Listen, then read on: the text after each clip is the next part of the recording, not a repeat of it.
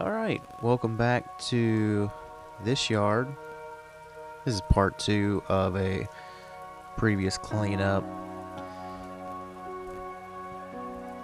I didn't get to edit this down a couple days ago, so it's a little bit late. We had a little bit of a plumbing disaster here at the house, and we just kind of had to go over like all of the what to do things. But anyway, we're here now.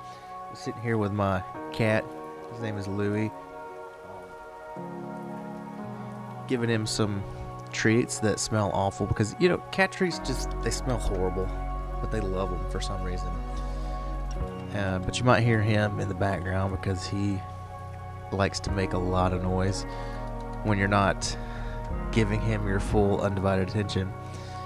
But yeah, man, here we are getting into the mulch.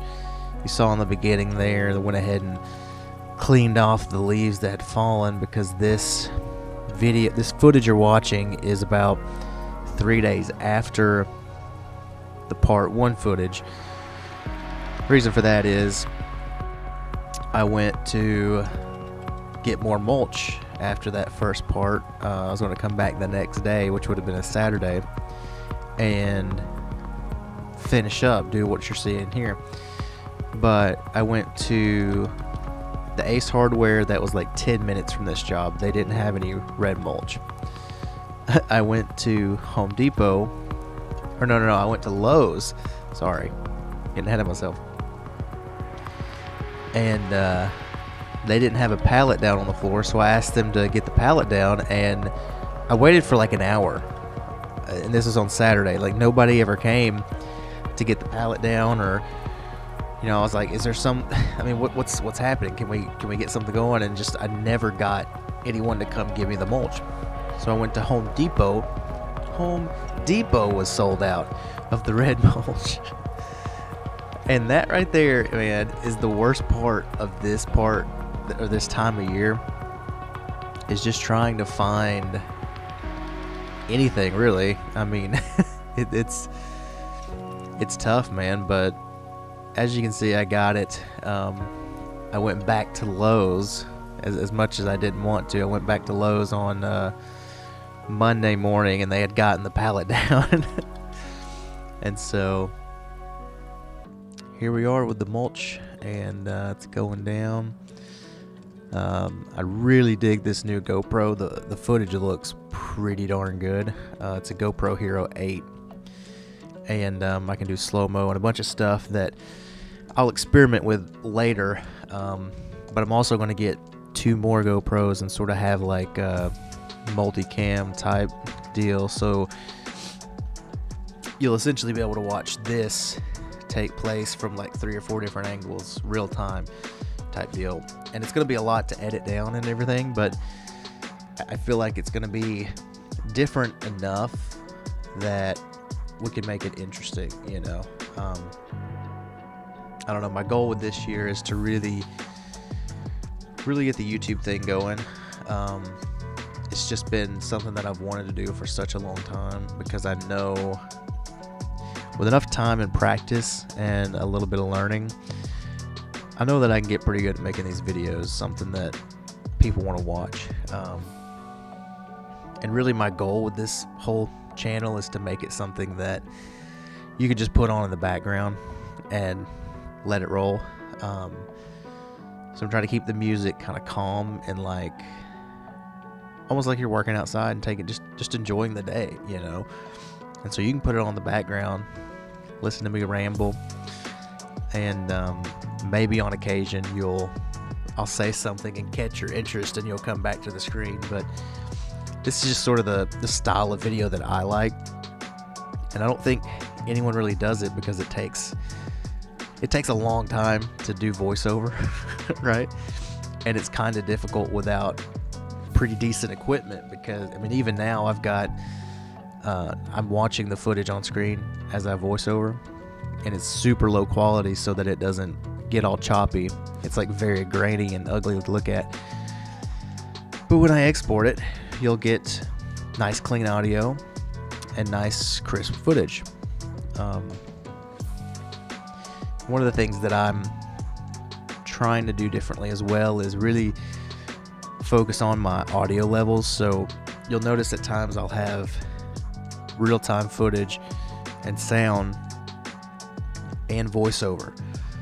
And one of the things that bothers me a lot with YouTube channels is that they don't really know level management, and so you'll be hearing some things and then it's just blast your ears out with leaf blower or lawnmower noises. Really want to try to make it as calm, cool, and collected as possible. But yeah, let's talk about what's on the screen. I guess we'll stop rambling. We're only 4 minutes in. That's not bad. It's a good little intro, right? There's still a lot to do. But I like this little landscape because it's got that little wall that you can have a separation. You know, you get behind it and blow the leaves out pretty easily. Fix the light there.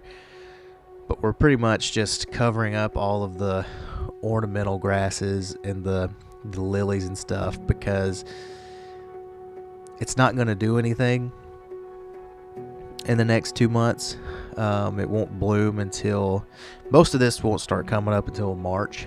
So I would say like 20% or 40% will come up in March, and then the rest will be coming up in April, right? And then those lilies, the really thick planted lilies that you see there, don't bloom until the middle of summer. So you just cover it up for now, because otherwise it's just the ugly cut stems that no one wants to see anyway. Another thing, this round of mulch, the fall round of mulch, especially with a colored mulch, I just go with a really, really light layer, like not a much at all. Okay, that's horrible. Not much at all, because we're just trying to get color out of it. And when as soon as I leave here, the next day, it's all going to be covered in leaves anyway. So we're just trying to get some color, right? We're not going for this tip-top, peak perfection, awesome DIY magazine look, right? We just want some color so that when they come on Thanksgiving, it's going to look pretty darn good. Yeah, it'll have the leaves on it. You can't avoid it, but it'll look better for sure. That's why the coat of mulch here is so light, because it doesn't need to be a full priced cleanup right now, because you're not going to get the full benefits of that style of cleanup until the spring cleanup, when the leaves are not really going to be falling on it the literal next day. So I always try to be considerate of factors like that with people, because if I were to charge these guys $1,500 for a cleanup right now, then the next day it's just covered in leaves and it doesn't look like you even came. Oh, that's kind of tough that's a tough pill to swallow. And it's the way that I'm wired, as flawed as it may be, I would have trouble sleeping with the fact that I went and made nearly $2,000 for something that they're not even going to get to view, right? None of the stuff is blooming right now, right?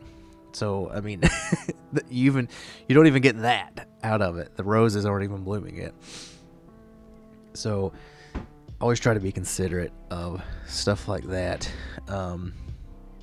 Do a light coat just for color, just for that aesthetic for around Thanksgiving. Don't go all crazy. You don't even have to do preen right now. The weeds are, after a certain temperature, time of year type thing, the weeds are very minimal. On occasion, you'll get like heat spikes and things will pop up, but you get frost the next day, you're good to go.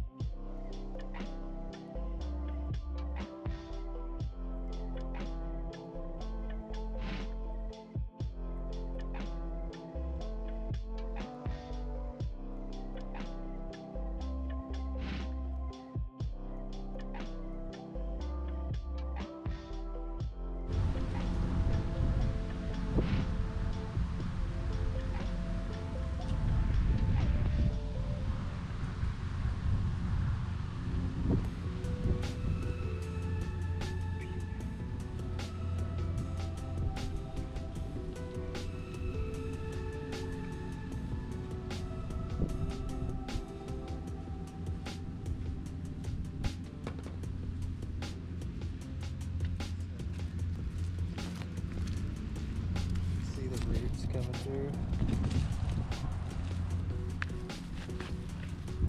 They're really root round. These things really want to grow. Okay, so we're just gonna do this bit real time because these plants, the mums that she has here, they dug the hole, but they just put the pot into the hole, which has caused the mums to get root bound and not bloom anymore. But these things will bloom for another few weeks if the roots can actually go into the ground and get some nutrients. They'll still get some color out of them. So I didn't know these were here until the first part. I think I mentioned it in the voiceover there, but I can't remember for sure. But I just decided I'm just gonna sort of widen the hole and plant them proper, and they'll die back and potentially come back next year. A lot of the mums that I plant, if they don't ever get taken out of the ground, they come back every year, which is really nice for saving money. You know, you can do a perennial mum type deal, and you know, you just get your fall plants automatically. A lot of people though want you to pull them out after the year, like from the root, so you don't get that benefit. But yeah, this, like I say, the holes are already dug. It's just they just put the pot in there, which maybe they had a reason for that. I'm not 100% sure.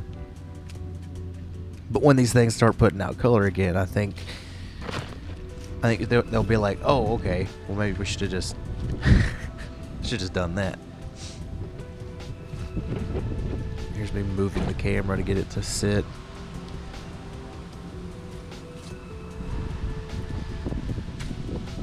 But yeah, the main reason I wanted to do this as a real-time bit is just to show, you know, even just a little add-on. You know, this is like a free add-on. Like we've not talked about this or anything. Even just a simple add-on, a little bitty detail like this takes 2.5-3 minutes, and it's going to make all the difference in the world when those plants can get some roots going.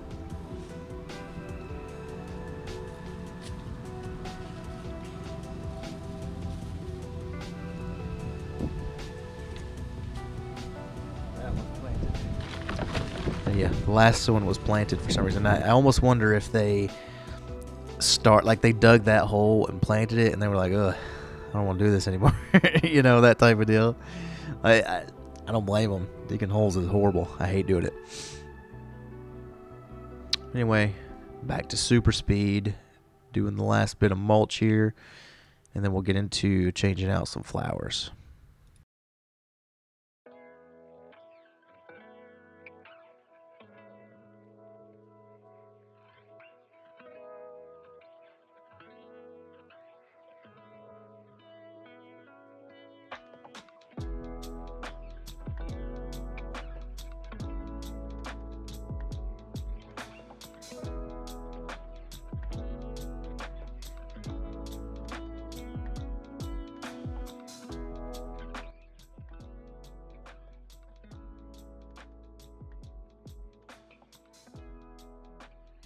Okay, so right here I did actually do like real time, like talking to the camera. I actually wanted this section of planting to be its own like standalone thing about, you know, like how to plant flowers. So I would have had it here in this video, but then I would have snipped it and had it be its own thing. But the GoPro audio is atrocious. I mean, every little rattle and rustle of a bag is just so loud, but I'm basically just going over my materials here. We got violas and we got pansies. And I like these because they just stay blooming all through the winter and then through the spring. And then in the summer months, when we really start to heat up and conditions become right, I'll switch these out for begonias. Both plants, so viola and pansies, I've never watered, and they always do really, really well just with natural rainwater. So it's super low maintenance, super simple color that everyone just flat out loves. Because I don't have to do anything, they don't have to do anything. It's not always the case. Plants will sometimes die without any attention at all. I've got one place where the roof overhangs their flower bed, so it just never gets water, no matter how much it rains, and they don't water it, so the flowers they pay for die. I mean, and I don't know what to do about that, because I really don't see it making sense to go and water them. But anyway, what we're doing here, we just broke up the original ground and then added some topsoil mix just to get a little bit of the good fresh material from that. It's also got a little bit of fertilizer in that dirt. And then I just added some Miracle-Gro to it, which will dissolve when it rains, and then go ahead and start feeding that plant. It doesn't take much. If you do put too much, you'll kill it. Right here, we're getting out the plants that we're going to use. And you can notice, you'll notice I just went with yellows and blues because they were really, I was looking at it at the store, and this is what I do all the time whenever I go to buy plants. I just look at what is the plan, and then when I go to the store, like what looks best. And these two colors in particular just really popped out from everything else on the floor. And what I'm showing you here on the screen is that little plant in the tray that didn't have a flower. It's something that's super common. It's why I get way more flowers than I need with these trays. I'll still plant this, but I'll buddy it up with one that has a flower coming out. And basically what that'll do is it'll, that one without the flower yet, it'll still bloom eventually. But for now, it's got that flower right next to it to say, hey, look, we're here. You know, we got color, instead of just putting a flowerless thing down.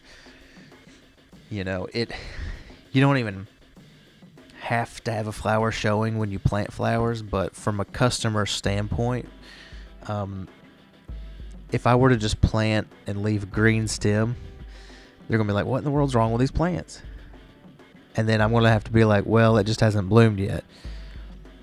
And it's like, well, they don't want to wait for it to bloom. They just want you to plant something that looks good now. So that's what we do. Find the ones with the good color right now, stick it in the ground, and as it grows, it'll get just a little bit better. So that's the mentality with that. I love these trenching shovels because I use it for everything. Pretty much anything I need to dig, I'll start with a trenching shovel. And then if it's like super, super hard ground, I'll take a pickaxe and break things up. I don't really ever use a normal spade shovel or a flat edge, really. I'm almost always using a trenching shovel because of how easily that point digs in. But right here, very straightforward. Just poke a hole, scoot the dirt aside, and then drop your flower in. And then give it a little press in. And one thing to know about a flower bed like this is typically, if we're fortunate and the things grow really well, typically they'll grow to a point where they just kind of spill over to the edge.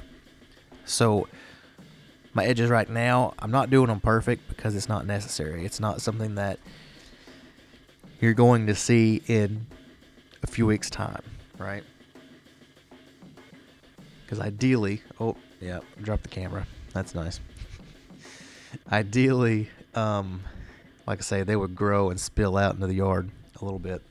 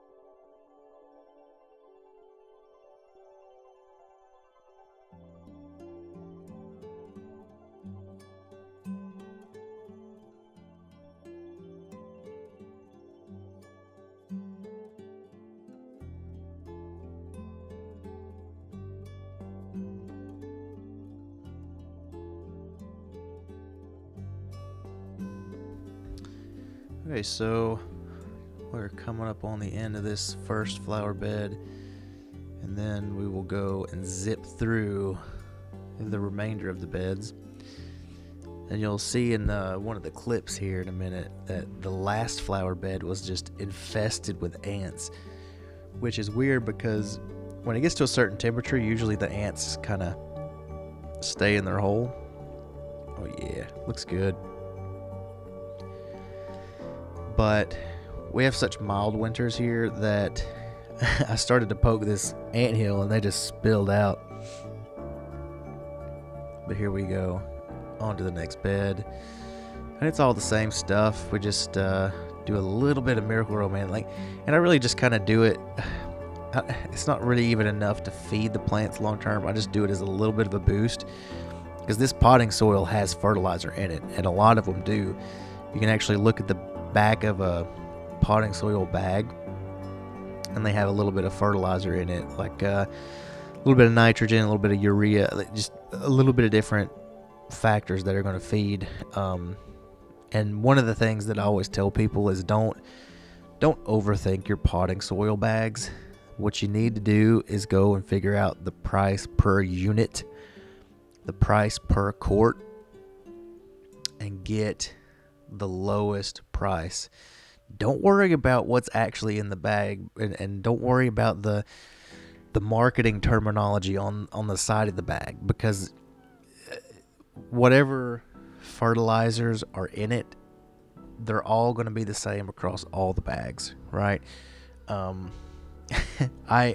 a firm believer in this, and I know there's going to be a lot of people that disagree because they've got some products that they're behind, but nitrogen is nitrogen.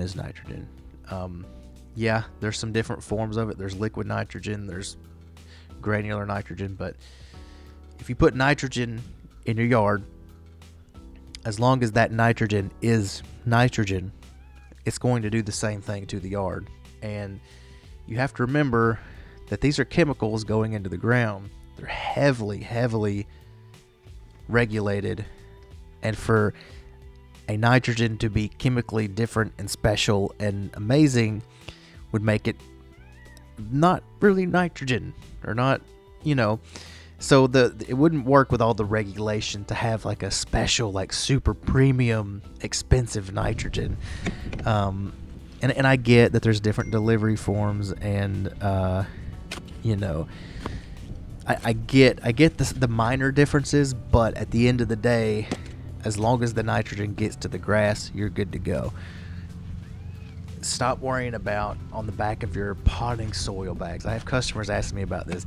So don't worry about that, because whatever's in it, it's all the same. Don't worry about...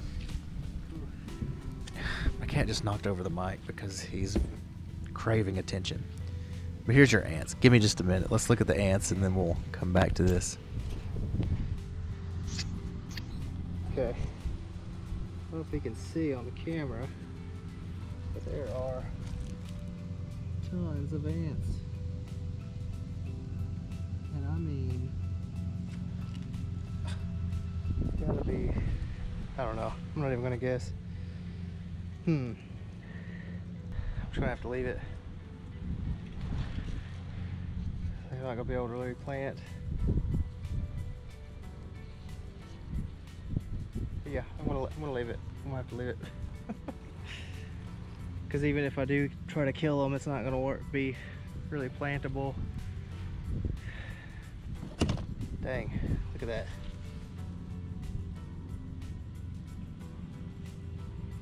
Alright, we'll pack it down and leave it.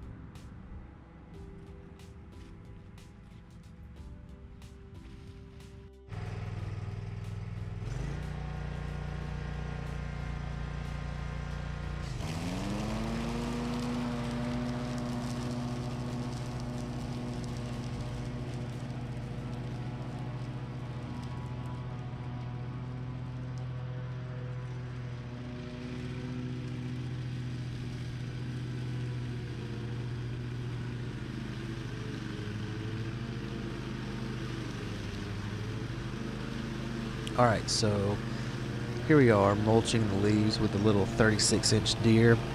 And I didn't include much of this. There was a lot more mulching to be done because, 3 days worth of leaves is still quite a lot. But if you watch part 1, you saw me mulch leaves with the big mower.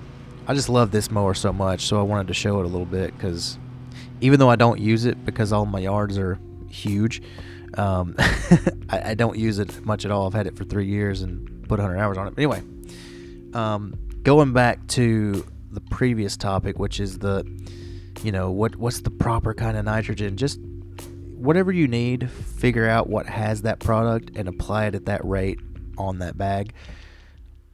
Don't get swindled by this is the premium delivery system of nitrogen and phosphorus and, don't just find the product, find a bag with that product, put it down at that rate, and you're good to go. Don't be gullible for marketing. But here we are at the end of this cleanup. Not too bad, man.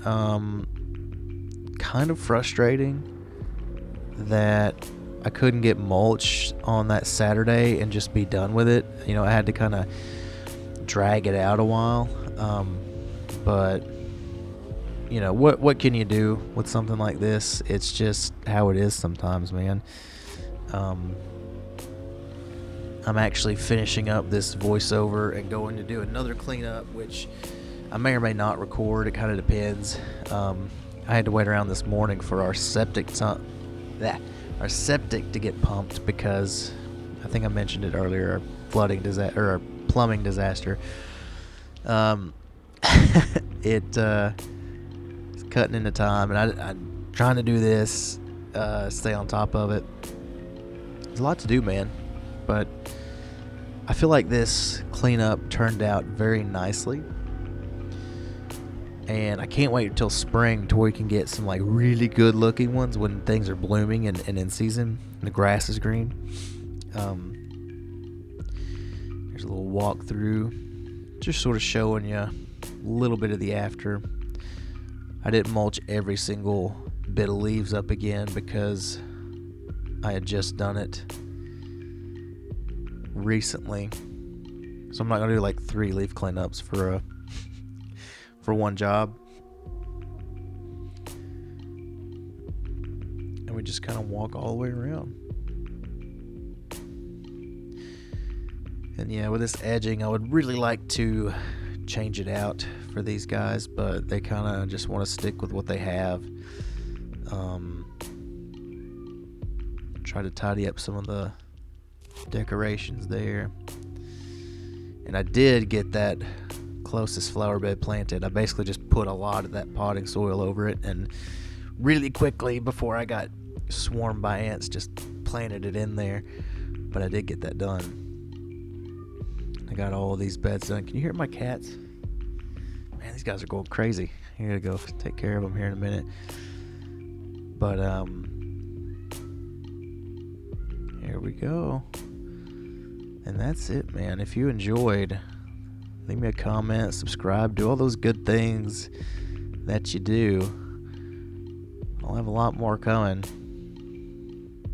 Have a happy Thanksgiving. Thanks for watching.